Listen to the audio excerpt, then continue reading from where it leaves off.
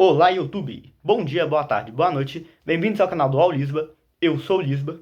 E no vídeo de hoje, eu gostaria de comentar sobre One Piece e sobre a diferença entre pré-time skip e o pós-time skip. Mas não só dizer quais são as diferenças, mas também suas características e como que a obra muda de um para o outro, em questão de entrega. Se você não sabe o que é One Piece é um anime sobre piratas e sobre Luffy, que é um garoto que comeu uma fruta que torna ele um homem de borracha e que ele quer se tornar o rei dos piratas, encontrando o maior tesouro de todos os tempos. E se você sabe o que é One Piece e não sabe o que é time skip, em resumo, existe um momento da trajetória dos Chapéus de Palha, que é a tripulação do Luffy, em que eles acabam se dividindo e eles passam um período de tempo treinando para se tornarem mais fortes, para poder encarar um mundo do qual eles não estavam prontos até esse momento. Então, o pré-time skip é desde o começo da história, ou seja, no episódio 1 até esse período, e o pós-time skip já vai para a segunda metade do anime. Lembrando, estou comentando apenas sobre anime porque eu não acompanho o mangá. Eu também não estou nas sagas atuais, mesmo no anime. Entretanto, isso não vai ser relevante para a saga, porque as características que eu vou citar hoje são de um contexto geral das sagas e não algo específico sobre cada uma delas. Beleza? Então vamos lá. Características do pré-time skip primeiro. O pré-time skip, como ele não existe nada antes dele, ele acaba sendo uma parte do anime bem introdutória.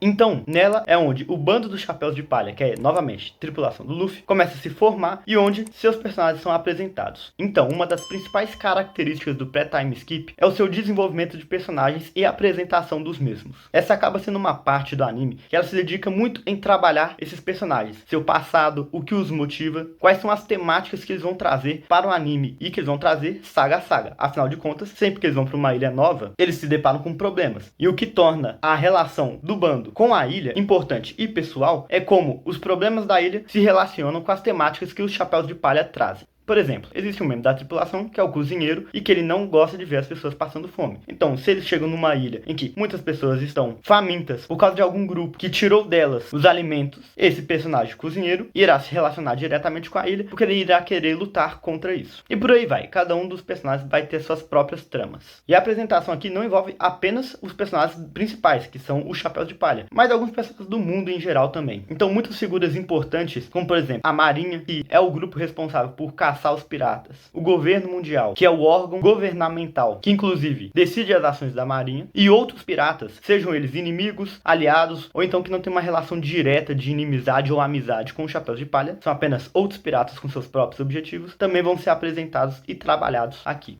Só porque essa é uma das características principais do pré-time skip, não significam que elas não existam no pós, viu? Significa apenas que eu diria que aqui elas têm mais destaque. Então ele acaba sendo um anime muito mais sobre seus personagens. E tem um pouco de exploração também da aventura do mundo. Afinal de contas, desde o início, One Piece ele é dito como um mundo meio maluco. Normalmente, essas diferenças são mais encontradas dentro das ilhas, onde cada ilha possui um próprio sistema e um próprio funcionamento. Então, cada uma delas é muito diferente por si só. Mas o próprio mar também é trabalhado nesse aspecto. Não tanto quanto eu gostaria, mas ainda assim, existem momentos em que ele vai mostrar anomalias que você encontra no meio do caminho, que se apresentam como desafios que os piratas precisam superar se eles quiserem provar que são merecedores de correr atrás dos seus sonhos e desse grande tesouro que é o One Piece, que nós não sabemos o que é, diga-se de passagem. E indo agora para características do pós-time skip. O pós-time skip vai trabalhar com algumas coisas diferentes. Uma delas são os poderes dos Chapéus de Palha. Novamente, não que eles não haviam sido trabalhados anteriormente, mas agora todos os Chapéus de Palha ficaram mais fortes. Então todos eles ganharam uma nova gama de poderes que vão começar a ser muito utilizados daqui para frente, para apresentar como os Chapéus de Palha vão lidar com o mundo ao seu redor. Inclusive, embora tenha sido introduzido o Haki no pré-time skip, é no pós-time skip que ele vai ser, de fato, aprofundado.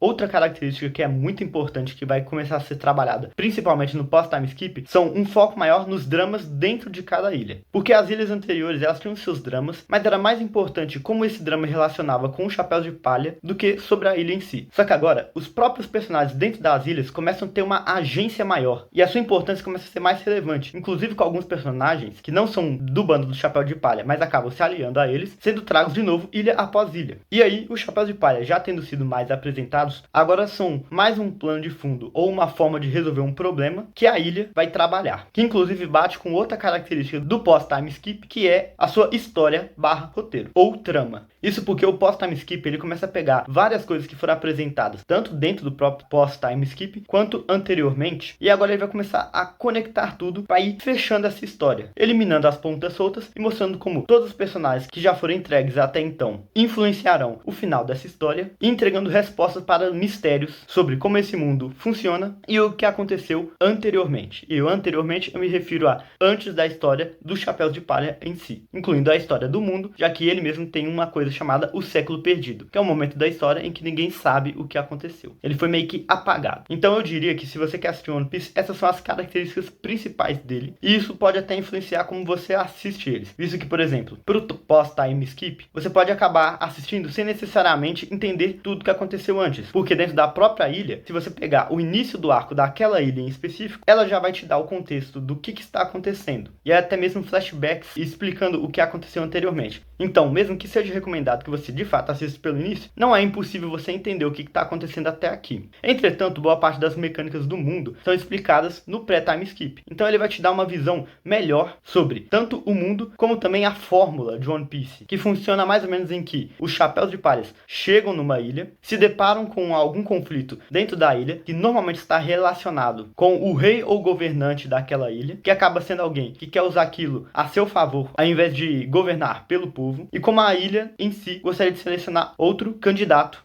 entre aspas, do qual se alia normalmente aos Chapéus de Palha, que revolucionam aquilo para poder resolver os problemas da ilha e deixar alguém decente no comando. Essas sendo as características principais e o que diferencia um do outro. Então, mesmo que eles sejam o mesmo anime, eles ainda assim trabalham de forma diferente nesses períodos em que eu acabei de mencionar. E a minha ideia de fazer esse vídeo veio através do outro vídeo meu falando sobre One Piece e como ele deu uma aula sobre como fazer um arco filler. Se você quer saber que arco é esse e o que torna ele tão bom, eu vou deixar o vídeo aqui. Assim, é só você clicar e você será redirecionado direto para ele. Então é isso, pessoal. Agradeço a todos e espero vê-los no próximo vídeo.